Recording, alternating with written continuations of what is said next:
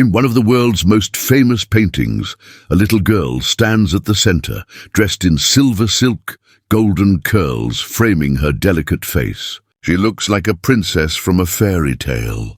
But her story is anything but. This is Margarita Teresa of Spain, born into wealth, adored across Europe, yet doomed from the very beginning. A victim of royal incest, forced to marry her own uncle, and broken by the weight of dynastic ambition, her life ended before it truly began. Behind the beauty of Velázquez's brushstrokes lies a heartbreaking truth, the tragic story of a child princess sacrificed to the curse of the Habsburg dynasty. Before we dive into her tragic story, make sure to subscribe to the channel, hit the like button, and share this video with others who love uncovering the hidden, darker side of history. When most people step into the Prado Museum in Madrid, they find themselves drawn to one painting above all others, Diego Velázquez's Las Meninas. It's massive, almost life-size, and filled with mystery. But at the very center, surrounded by shadows, attendants, and watchful eyes, stands a small child. She's not a queen, not a saint, not a goddess. She is just a little girl. Her golden curls fall gently around her pale face. Her gown shines with silver light, and yet her eyes seem strangely serious, far older than her years. That little girl is Infanta Margarita Teresa of Spain. For centuries, she has been frozen in that moment, immortalized in brushstrokes. To art lovers, she is the radiant star of Las Meninas, the very reason the painting feels alive. But behind the canvas lies a story far more tragic than the elegance of her portrait suggests. Margarita Teresa's life was not a fairy tale. It was a short, sorrowful journey shaped by dynastic ambition, family secrets, and the curse of Habsburg inbreeding. When Velázquez painted her, Margarita was only about 5 years old. She was the apple of the Spanish court's eye, adored by her father, King Philip IV, and closely guarded by her mother, Queen Mariana of Austria. From the outside, she lived a life every child might dream of: silken dresses, jewels, courtiers who bowed before her. But nothing in Margarita's life was simple. Even as a little girl, her destiny was already mapped out for her. She was more than just a child. She was a political tool, a precious jewel of the Habsburg dynasty, one of the most powerful families in Europe at the time. And like many jewels, she was displayed, admired and envied, but never allowed to shine freely. Her portraits, especially Las Meninas, became propaganda for the Spanish crown. They were sent across Europe, not only to celebrate her beauty, but also to remind other royal houses of the strength and prestige of Spain. When you look at that painting today, it is easy to forget that Margarita was not a symbol. She was a child. A child who, like the shadows in the background of Velázquez's masterpiece, would live under a darkness that few could escape. That is where her story begins, not in her royal chambers, not in her marriage bed, but right there on the canvas, where the world first saw her, luminous, delicate, and destined for tragedy, because the truth behind that innocent gaze is this: Margarita Teresa was born into a dynasty that carried within it the seeds of its own destruction. And from the very beginning, her life was not her own.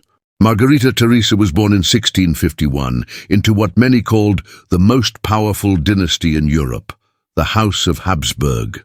At that time, the Habsburgs controlled Spain, vast territories in the Americas, and much of Central Europe.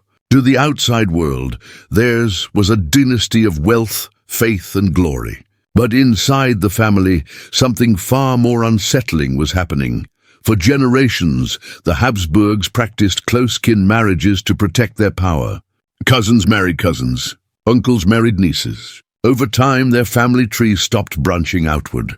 It twisted inward, folding back on itself. What they saw as purity of blood was in reality a genetic trap, and Margarita was born right at the center of it. Her father, Philip IV of Spain, and her mother, Mariana of Austria, were not distant relatives. They were uncle and niece. That meant the same DNA lines were circling again and again, narrowing with each generation. The results were devastating. Children in the dynasty were often frail, prone to disease, and many never lived to adulthood. Historians today call this the Habsburg curse. One of the most infamous examples was Margarita's younger half-brother, Charles II of Spain, who would later become king. He was so deformed and sickly that people whispered he was bewitched. But even before his birth, signs of decline were already visible in Margarita's world. From her earliest days, she was treated like both a treasure and a fragile object.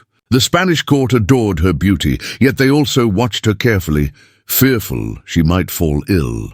She grew up surrounded not just by luxury, but by the constant awareness that she was part of a fragile dynasty built on shaky foundations.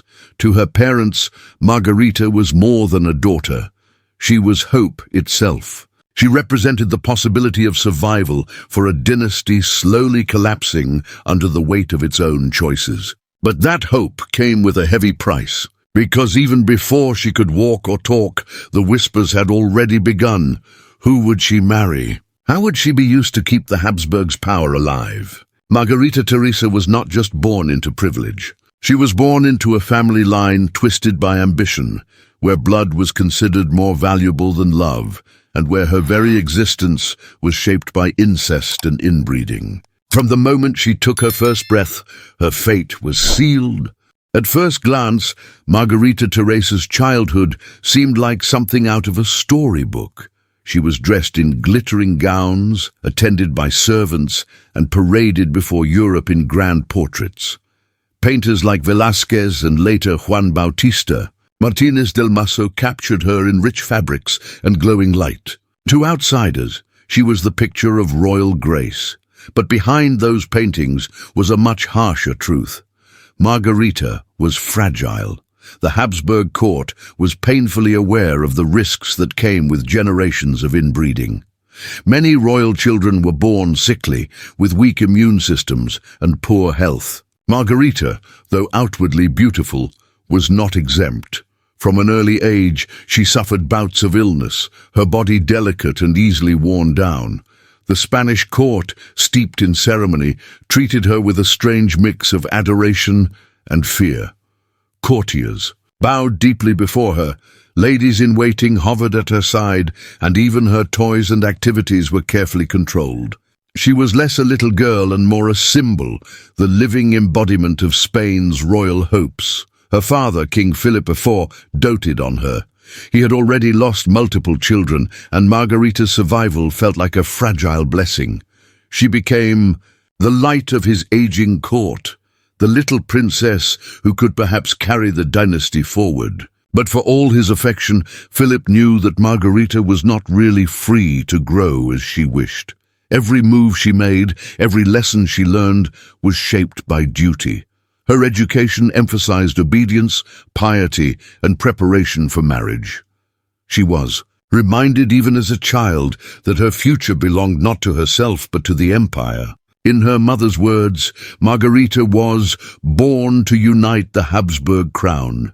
Even her childhood portraits carried political weight. They were not painted simply to capture a child's likeness, but to be sent abroad, silent messengers to other royal courts. Each canvas whispered the same message. Here is the future of Spain. Here is the jewel of the Habsburgs. And yet, for all the splendor, those who looked closely saw something else. In her eyes, there was often a shadow, a seriousness unusual for a girl her age. It was as if she already understood, perhaps too young, that she was not meant to live for herself. Margarita Teresa may have been called a princess, but in truth, she was a prisoner of her bloodline. A fragile heiress raised not for joy or freedom, but for sacrifice. By the time Margarita Teresa entered her teenage years, her future was no mystery. For her, there would be no romantic courtship, no choice, no chance at freedom. From the moment she was born, she had been promised to a man nearly twice her age, her own uncle, Leopold I, the Holy Roman Emperor. This was the Habsburg way. Marriages were not about love, but about keeping crowns and empires within the family. To outsiders, it was shocking. an uncle marrying his niece, but to the Habsburgs it was strategy. They believed that by keeping their bloodline pure, they could keep their power secure. What they didn't see, or refused to admit, was that their obsession with purity was destroying them from within. At just 15 years old, Margarita Teresa left her home in Madrid. Imagine her, a young girl torn from her family, traveling across Europe to Vienna, where her husband awaited. She wasn't traveling as a bride full of excitement. She was being delivered like a political gift, wrapped in jewels and silks. The Spanish court adored her and mourned her departure. Even King Philip IV, who loved his daughter dearly, could not stop the arrangement. For him, duty came before fatherhood. With every step Margarita took toward Austria, she left behind the only world she had ever known. When she married Leopold I, the reality of her situation became painfully clear. She was still a child, shy and delicate, while he was a ruler consumed by war, politics, and the need for heirs. To him, Margarita was both wife and niece, but above all, she was a vessel to secure the dynasty. In Vienna, she was celebrated as empress, paraded in ceremonies, and dressed in splendor. But beneath the glittering crown was a lonely teenager, far from her family, facing pressures no girl her age should bear. Her new role demanded that she become a mother as quickly as possible. Her body, already weakened by fragile health, was forced into the endless cycle of pregnancy. Each year, she seemed to fade a little more. The once bright child from Las Meninas was now an empress trapped in duty, forced to pay the highest price for her dynasty's ambitions. In Vienna, the weight of Margarita Teresa's destiny became unbearable. From the moment she married Leopold I, the pressure to produce heirs consumed her life. But her body was never strong enough for the role forced upon her. At just 15, she gave birth to her first child, a little girl who died in infancy. The loss was devastating, but there was no time for grief. The empire demanded more. Over the next few years, Margarita endured pregnancy after pregnancy, miscarriage after miscarriage. She would bring 6 children into the world, yet only one survived past early childhood. Each birth left her weaker, her once bright spirit slowly dimming. The cheerful little girl, immortalized in Las Meninas, had become a pale shadow of herself. Letters from the Austrian court describe her health as constantly fragile, her body wasting away under the strain. Still, the expectations never stopped. She was empress now, and her value was measured in heirs, not happiness. Her husband, Leopold, genuinely cared for her. But even his affection could not change her fate. The Habsburg obsession with keeping their dynasty united through incest had already written her ending. Every day she lived was a struggle between her fragile body and the crushing duties of an imperial bride. By 1673, Margarita Teresa was only 21 years old, but she was dying. Years of illness, pregnancies, and the genetic weaknesses passed down through generations had taken everything from her. On March 12th of that year, she breathed her last breath, leaving behind a grieving court and a husband who had lost both a wife and a niece. Her death was more than personal tragedy. To many, it symbolized the decline of the Habsburg dynasty itself. The empire had built its power on bloodlines twisted by ambition, but those very choices were destroying the family from within. Margarita's short, sorrowful life became a reminder that even princesses and empresses could not escape the weight of history. And so, the little girl who once glowed at the center of Velázquez's masterpiece was gone. But her image remains, frozen forever in paint, a haunting reminder of innocence caught in the grip of power. When we look at her today, we see not just a royal child, but a young woman sacrificed to the ambitions of a dynasty. If you found this story of Margarita Teresa's tragic life powerful, don't forget to like this video, subscribe to the channel, and hit the bell icon so you never miss more hidden stories from history.